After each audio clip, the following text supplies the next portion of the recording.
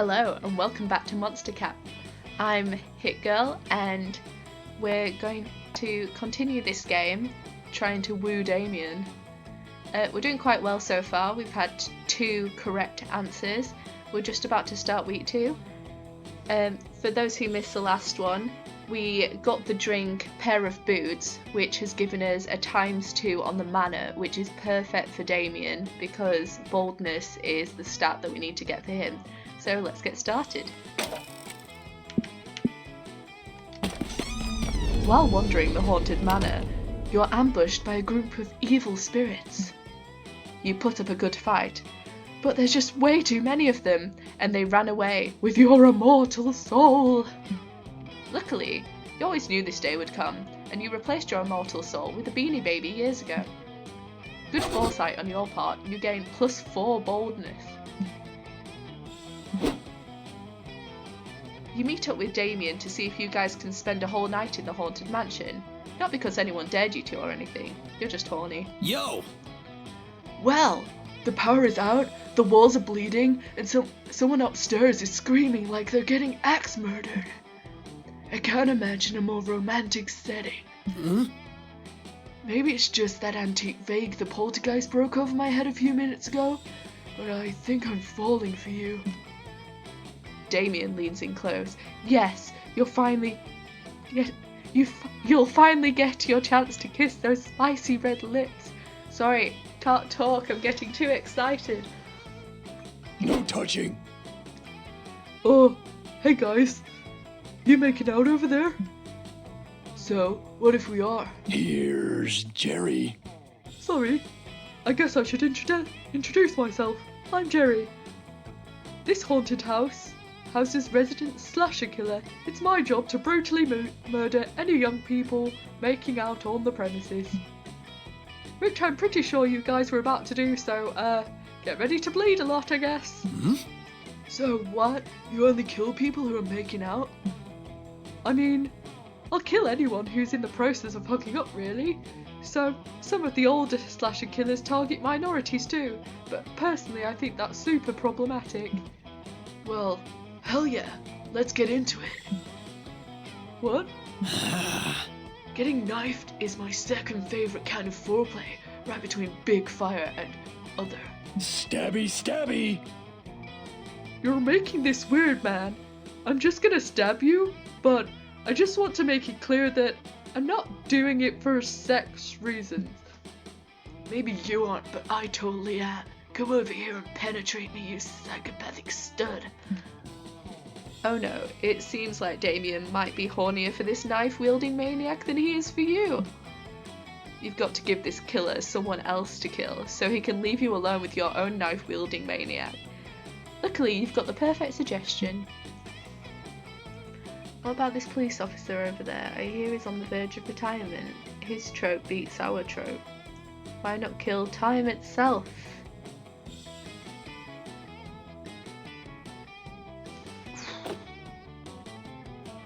I feel like that's creativity.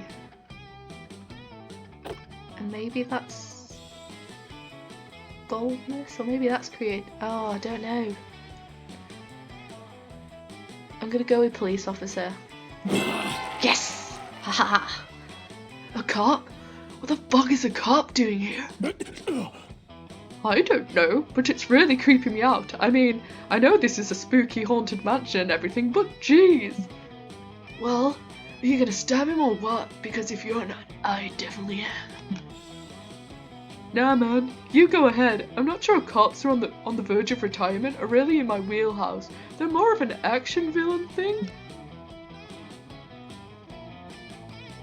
Oh hey guys, says the cop, walking over to you and beaming a friendly smile. Damien quickly hides all his fireworks and enriched uranium. Don't worry, I'm not here in an official capacity. My wife and I just bought this house. It was such a good bargain, it's scary. Blood. Oh, you're married and you just bought this house, you say? For a bargain? Yup, says the cop happily. We're gonna need the extra space after all. My wife is pregnant with twins. Hey, why are you sweating so much? What? Oh, no reason. You've just got so much to live for. Tell me about it, laughs the cop. Also, I don't know why I feel the need to say this, but my wife being pregnant proves pretty clearly that I've had sex before. Oh. Not a virgin, you say? Ha! Wow, what a totally normal piece of information that doesn't make me any more likely to murder you. You can say that again, says the cop.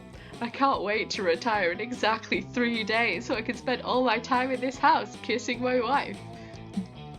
I'd introduce you to her, but we heard a strange noise a few minutes ago and decided to split up to investigate what it might be. Ah, I can't take it.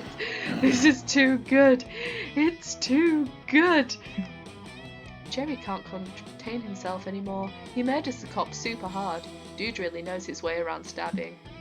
Woo, okay, woo, that was great. You guys go ahead and do whatever you want. Whatever it was you were going to do. I need a cigarette. Whoa, that's crazy! That was the hardest thing I've ever seen. Come on, Hugo. Let's make out next to this body. Unfortunately, you get sucked into a haunted television instead and spend the rest of the night fighting your way through slime. But it's a thought that counts. You gain +2 boldness and +1 charm.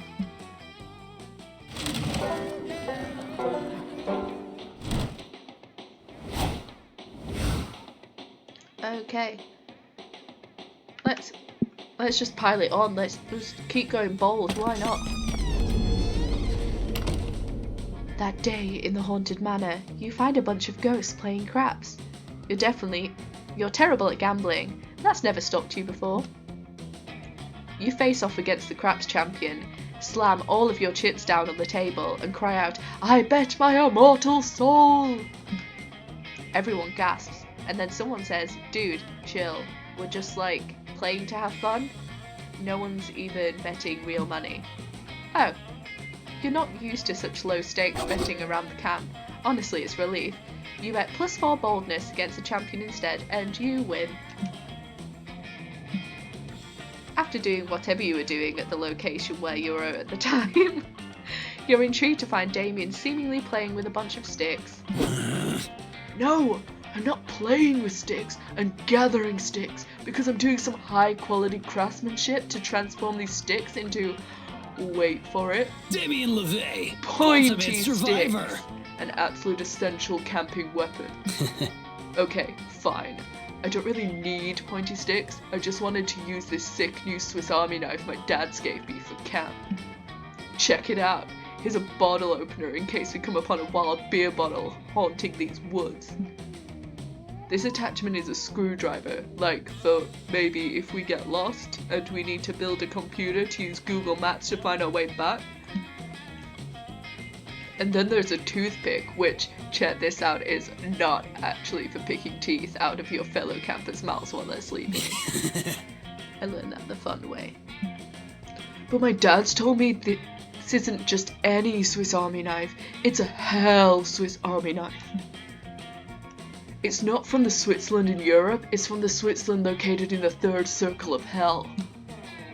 Since it's from hell, I know it has some sick secret tools that you have to discover for yourself, but I want to use them now!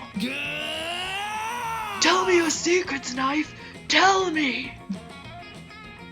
I've been screaming at it all day, but it won't reveal them. It sucks. How do I get my knife to show me the hidden tools? Play truth or dare with a Swiss Army knife? That's the best way to find out anyone's secrets. Just read Little Kenny Knows His Knife, the super popular children's book that became a bestseller whilst also increasing infant mortality by 400%. I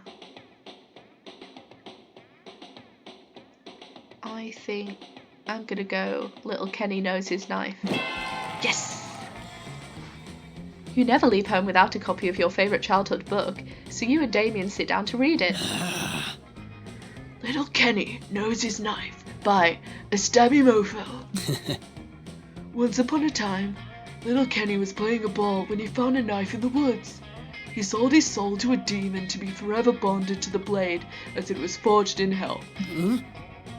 This book is such a beautiful meditation on the fleeting joys of childhood. The story goes on to tell how the demon teaches little Kenny to properly take care of the Swiss, but the Switzerland in hell kind of Swiss, army knife. The book also details a hell knife's many secret features, including a soul container to harvest the souls of enemies, which you can cut out with the soul cutting knife attachment. To activate the soul container, all you have to do is play a vinyl of good soul music backwards.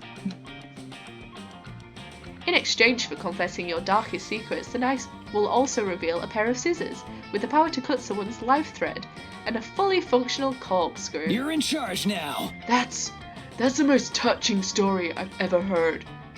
Hey, let's celebrate by having a nice dinner together. You take him up on that offer. Damien whispers a secret to the knife, and the date starts with him uncorking a bottle of wine for you with the secret corkscrew. You enjoy a lovely meal together, during which Damien plays some good soul music backwards. Afterwards, while engaging in some sexy knife foreplay, Damien cuts your soul right out of your body. Rad. Don't worry, I promise to take good care of it. Into the container you go, little soul. Shockingly, having the soul ripped out of your body doesn't make you feel all that different. You're already kind of a bad person. The only real difference is all the warm fuzzy feelings from your night with Damien, and the rush of +2 charm and +1 fun, filling the space where your soul once was. Hey, time to go to the Do we have campfire. cushions for the logs, or? So, we're going to go to speak to Damien and Joy. You were hoping to make sexy small talk with Joy and or Damien, but they seem to be too busy having an unsexy angry talk with each other. Seriously? There are over 1,000,000 reasons why you can't be the main Coven villain next season, but I'll just start with the most obvious. Villains don't ask us to fight them. They just do villainous things, and then we try to stop them, which they don't want us to do. You're not a big bad, but you're still very bad at this. Just by asking us to fight you, you're already inherently proving that you'll be a terrible Coven villain. But what if I'm using reverse psychology, and so villainous that I know the second I let my true villainy shine, you and the Coven will rush to fight me? So, if I get you to reject me as a villain now, when I finally do unleash my villainy, you'll already have agreed not to fight me, and I'll defeat the Coven with no resistance. It's a very interesting point, but I'm not buying it. Don't get me wrong, you're irritating as fuck, but you're not evil. Arson! You clearly wouldn't know real evil if it burned down your tent, which is clearly gonna be the next step now. Okay, the real evil here is campmates fighting with each other when they could be flirting with you. Time to step in. Damien is a prince and everyone knows monarchies are bad. Toppling the LeVay's autocracy is a great next level art material. All good villains are either orphans or have terrible parents, but you know Damien. Oh, but you, Damien, have 2 loving dads. Do you really want to give up your dads just to be a villain? Oh, that's really cute. But it's this top one. Oh yeah, good point. Hoarding that kind of wealth and power is inherently immoral. You should do something about that. Why not make me your villain and bring democracy to the 8th circle of hell? First of all, I don't know. That sounds kind of presumptuous on my part. Second of all, wow, you're really quick to sell out your own kingdom down the river, huh? Why not? I never even wanted to be a prince, much less a king. All I ever wanted to be was a hairstylist and also a Coven villain now. And you don't care about selling your dads down the river Styx by taking their kingdom away? What a noob. I mean, not to be rude, but I want you to try to fight me for the 8th circle. It's not like I think you'd actually succeed. What? Yeah, isn't Dimitri like your #1 enemy? And he shows up at our school all the time, Joy. And now at our summer camp? That's kind of the exact opposite of defeated, isn't it? How dare you? Dimitri is a special circumstance. Nah, just a perfect template. It's like you always almost defeat your villains, and then they always find a way, some way to come back and keep the show going. You're pretty useless. That's it, you villain! You are officially my enemy. Fucking metal. Woo, that's the spirit. I am going to destroy you and then take it over the 8th circle of hell. Just don't tell Dahlia that this is going to be my thing now instead of hers. Awesome! Next season, main recurring with a great arc. Here I come. Let's start with guest star and go from there. Joy and Damien spend the rest of the evening plotting and counter-plotting. Being enemies has made them better friends than ever, and Damien shoots you a very grateful and sexy wink. Okay, last round, guys. Do I take a gamble or use my skills? Let's go skills this time. The weekend is here, and you know what that means, visiting good old one. Ah, welcome, welcome. Ready to wrestle a bit and get a hold of the best drinks available? Don't get too confident, one push and you may end up drinking poison. Don't ask me why I serve poison, I'm a wizard in training. Anyway, get ready.